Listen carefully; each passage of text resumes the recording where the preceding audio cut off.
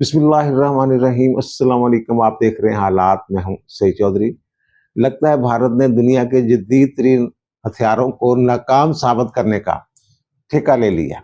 पहले 6 और 7 मई की रात पाकिस्तान पे हमला किया इन्होंने, तो 3 राफेल तैयारे गंवा बैठे और फ्रांस बेचारा रो रहा है।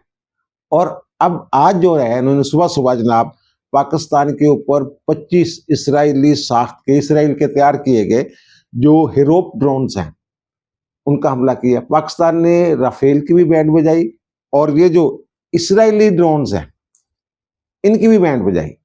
ये जो इसराइली ड्रोन्स हैं ये फलस्तीन में बड़े कारआमद हैं जनाब, और इर्द गिर्द जो अरब ममालिक हैं उनके ऊपर जनाब ये हमले करते हैं इन ड्रोन्स के जरिए। और ये कहा जा रहा था जनाब बड़े जदीद तरीन ये ड्रोन्स हैं तो इनको तो पकड़ ही नहीं जा सकता। और पाकिस्तान ने जनाब इनके जो हैं 25 ड्रोन जो हैं वो गिरा लिए।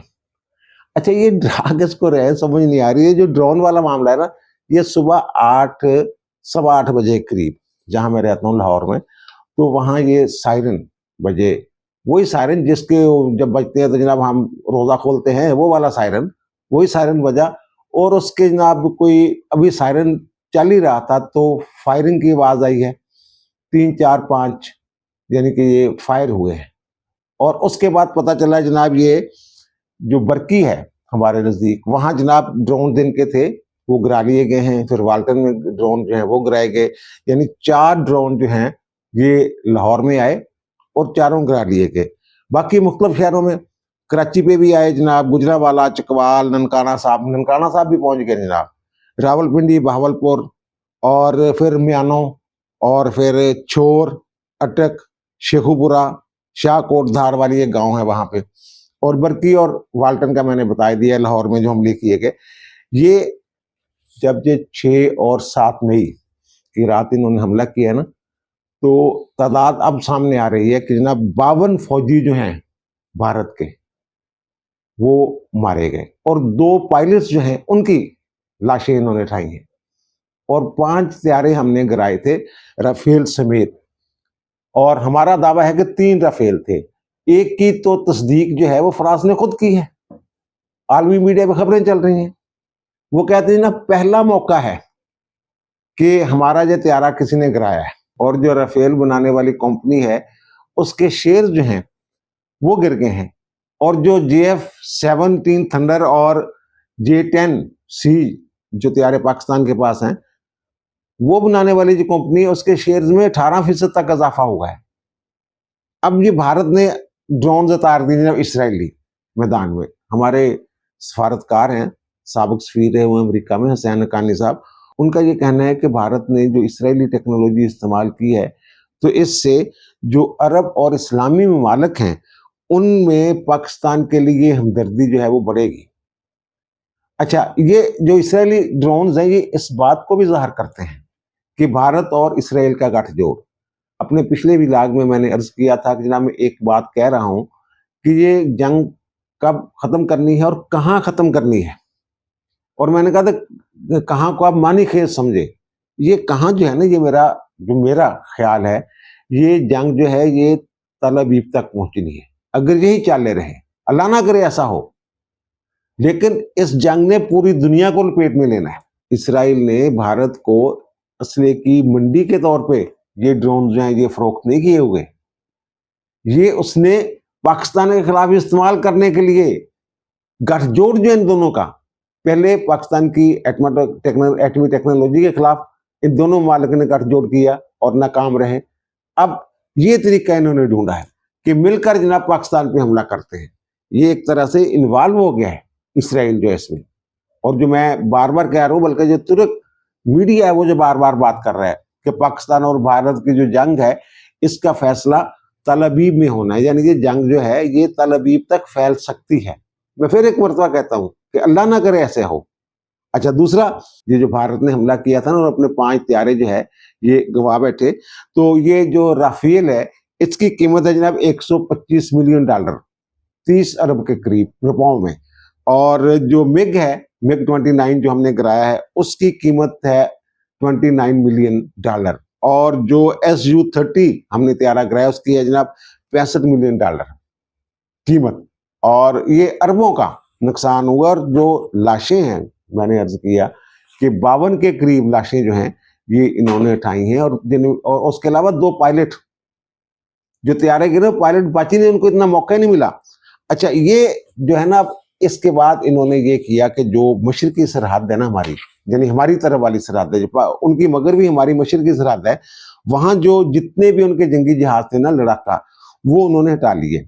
ये पहले दिन भी इलाक किया था, उसके साथ ही मैंने ये इतला आ गई थी जनाब, वो कहते हैं जनाब उत्तर प्रदेश की तरफ ना वो अपने तैयारे श्यारे जो हैं वो लेके हो गए हैं। ये जो ड्रोन कराने की बात कर रहा हूँ, ये कुछ ड्रोन तो मैंने कहा ना कि बस 3-4 फायर होने की आवाज आई है, उसके बाद जनाब ड्रोन गिरने की खबर आ गई।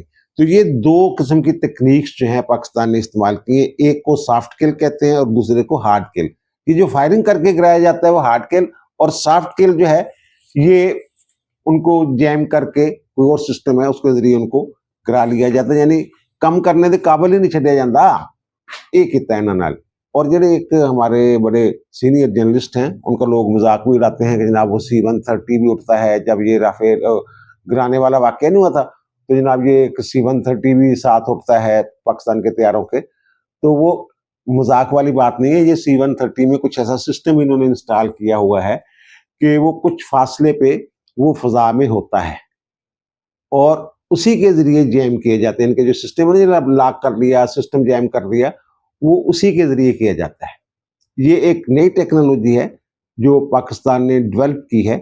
और दूसरी जो बात यह है कि एक और मैं आपको खबर दे दूं, ये जो हमारे सैन खान साहब ने ट्वीट किया ना कि अरब और इस्लामी ममालिक में पाकिस्तान के लिए हमदर्दी के जज्बात बढ़ेंगे, तो इससे मिलती जुलती एक खबर मैं आपके गोश गुजार कर देता हूं कि जनाब UN में जो सऊदी अरब के मंदूब हैं, 80 ममालिक के जो मंदूब थे वहां पे, उन्होंने उनसे ये मुतालबा किया कि जनाब सऊदी अरब जो है ये पाकिस्तान को भारत पर हमला करने से रोके। हमने तो ऐलान जंग कर दिया। कल हमारे जो वज़ीर आज़म है जिन्होंने तकरीर की है, या हमारे जो अस्करी तर्जमान ने बात की थी कि जनाब ये अभी जो हमने 5 तैयारे गिराए हैं और इनकी जो लाशें गिराई हैं हमने LOC पे, और चौकियां तबाह की हैं, और ब्रिगेड हेडक्वार्टर तबाह किया है, और श्रीनगर एयरपोर्ट जो एयरबेस जो है वो तबाह किया है। BBC की रिपोर्ट है कि वहां तबाही मची हुई है। तो ये तो सिर्फ दफा है जो हमने किया है, अभी जवाब हमने देना है और जवाब का इंतजार करे। अच्छा, रात ना सारे इंतजार कर रहे थे कि पाकिस्तान जो जवाब देगा, आज रात जवाब देगा। तो मैंने पता किया तो उनके नहीं, अब आज रात क्यों करेंगे, वो तो अलर्ट हो गए हुए हैं, आज रात तो वो बहुत अलर्ट है।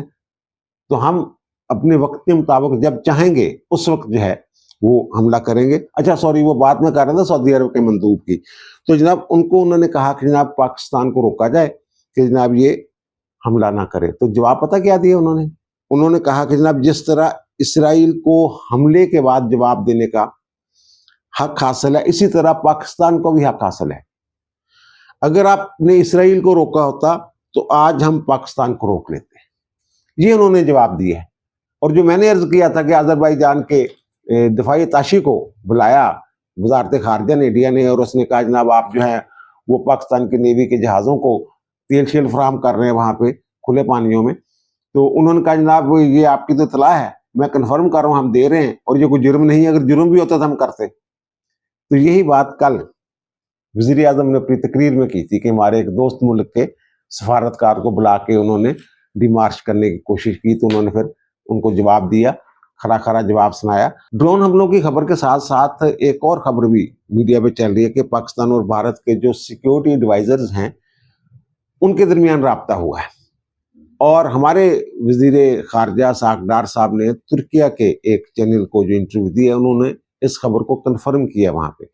ये ड्रोन हमलों के बाद राब्ता नहीं हुआ, ये मैं बता दूं। ये तो एक दिन पुरानी खबर है कि पाकिस्तान और भारत के सिक्योरिटी एडवाइजर के दरमियान जो है वो राब्ता हुआ है। तो जो हमारी तरफ से जवाब दिया गया, आसम मलिक साहब है ना हमारे DGI-SI जो हैं, वो इस वक्त सिक्योरिटी एडवाइजर है ना, तो उनकी तरफ से जो जवाब दिया गया वो वही जवाब है जो DGI-SPR ने प्रेस कॉन्फ्रेंस में दिया कि जनाब ये तो अभी हमने दफा किया है, अभी जवाब तो हमने देना है। तो उन्होंने कहा जो मेरी इतला के मुताबिक हमारी तरफ से यह कहा गया कि जो कुछ आप लोगों ने किया है वो नाकाबिले बर्दाश्त है, नाकाबिले माफी है। ये बात उन्होंने की है। अगर कोई सुलह की तरफ बात जा रही होती या हमारी तरफ से कोई नरमी दिखाई गई होती, फिर वो ड्रोन हमले करने की क्या जरूरत थी? इसका मतलब ये है कि जो बात हम टीवी चैनल्स में बैठ के कर रहे हैं, वो बात उनके मुंह पे भी कर रहे हैं। अच्छा, चैनल से याद आया कि चलो बड़े बड़े जो यूट्यूब चैनल्स हैं उनको बंद करने की तो समझ आती है, जो मीडियम रेंज चैनल हैं वो ही बंद कर दिए हैं। मेरा चैनल जो है हालात में सईद चौधरी, उस पर भी भारत ने पाबंदी लगा दी है। भारत के अंदर जनाब उसको ब्लॉक कर दिया, वो यूट्यूब वालों की मेल आ गई हुई है। तो ये तो इनको हाल है, यानी इस हद तक बुखलाए हुए हैं, बुखलाहट का शिकार हैं कि सच सुनने के लिए तैयार ही नहीं है। लेकिन अगर फर्ज करें सच की आवाज जो है वो बंद भी कर दी जाए, उसकी गूंज बंद नहीं होती, गूंज चलती रहती है और नींदें उड़ाने के लिए गूंज ही काफी होती है। बहरहाल इन्होंने कर दिया तो कर दिया। और दूसरा, ये खुल्लम खुल्ला जो है खिलाफ वर्जी कर रहे हैं आलमी कवानीन की। ये जो ड्रोन इन्होंने फेंके हैं वो सारे शहरी आबादियों पे, एक के सिवा, ये बरकी और बल्कि दो कह लें, एक ने तो थोड़ा सा हिट भी किया है। ये जो बरकी और वाल्टन में किए गए हैं, ये फौजी इलाके हैं, यहाँ पे ये किए, बाकी सारे तो शहरी आबादियों पे गिरा रहे हैं।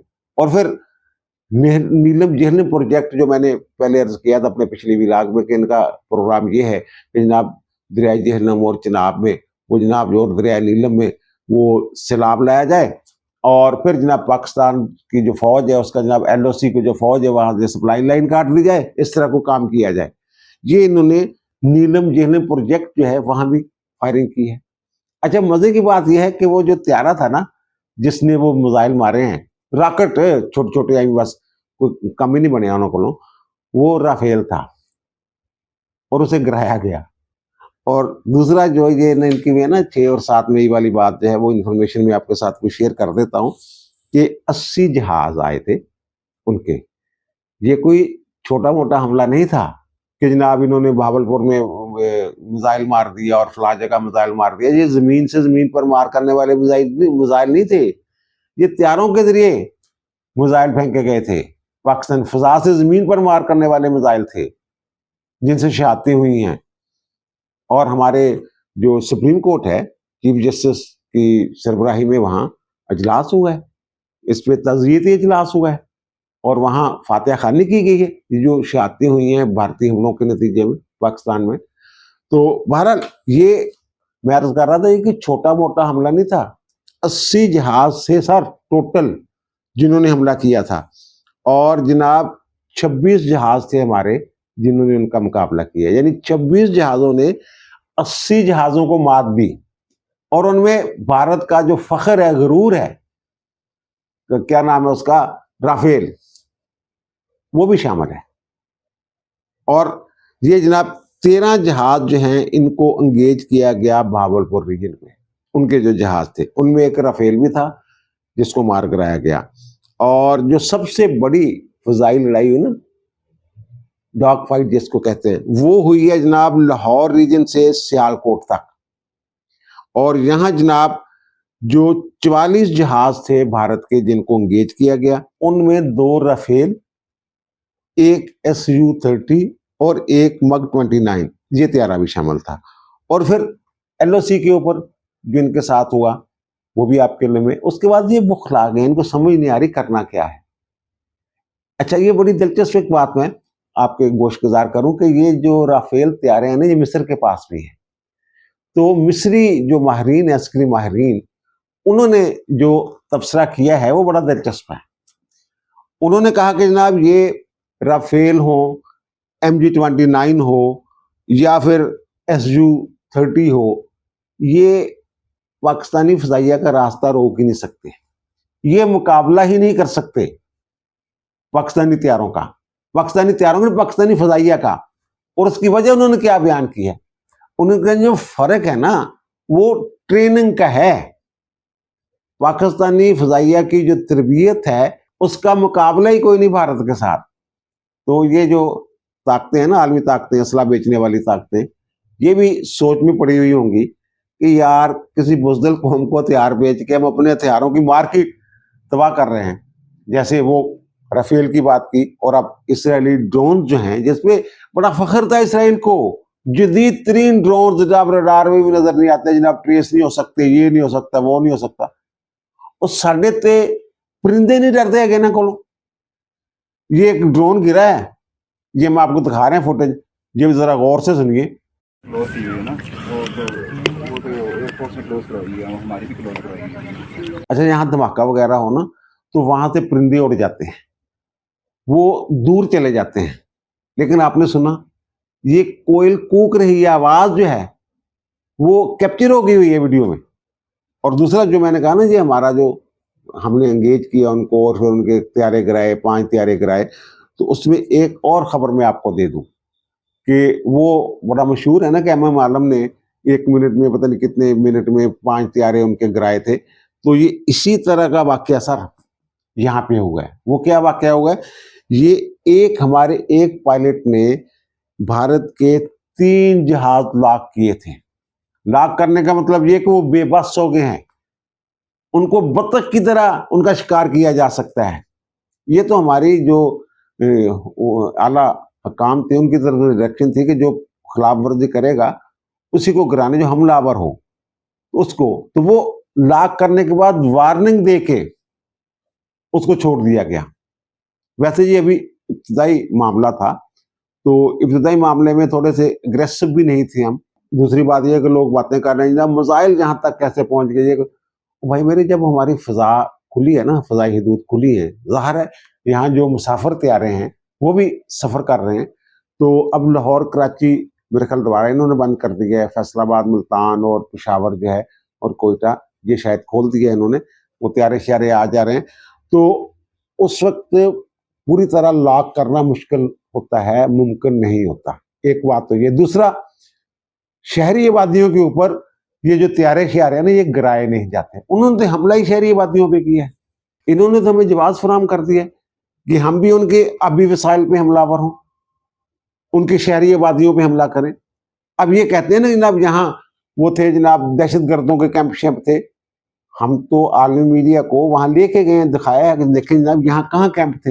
ये तो मसाजिद थी जिनके ऊपर हमले किए गए, मदारस थे जिनके ऊपर हमले किए गए। तो वहां जो हमारी इंटेलिजेंस इतलात हैं, हमारी इंटेलिजेंस की इतलात हैं कि BLA के 13 कैंप हैं वहां पे, तरबियती कैंप भारत में। तो वो अगर हम चाहें, ये जिन्होंने कहा है कि हम भी उसी तरह वह हमला कर सकते हैं जनाब, यहाँ BLA का कैंप था।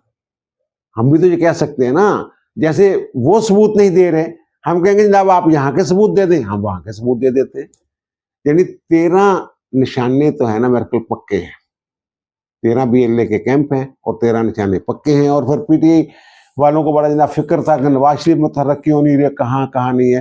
तो नवाज शरीफ साहब जनाब पहुंचे हुए हैं वज़ीर आज़म हाउस, और सिक्योरिटी का जो इजलास हो रहा है सिक्योरिटी कमेटी का, तो उसमें वो शरीक हैं। ज़ाहिर है उनका एक तजर्बा है, उनका एक विजन है, तो उसको सहारा इस्तेमाल करना चाहेगी जो पाकिस्तान की रियासत है, और वो खुद अपनी खिदमात जो हैं वो पेश करना चाहेंगे। तो ये जवाब तो हमने देना है पाकिस्तान में।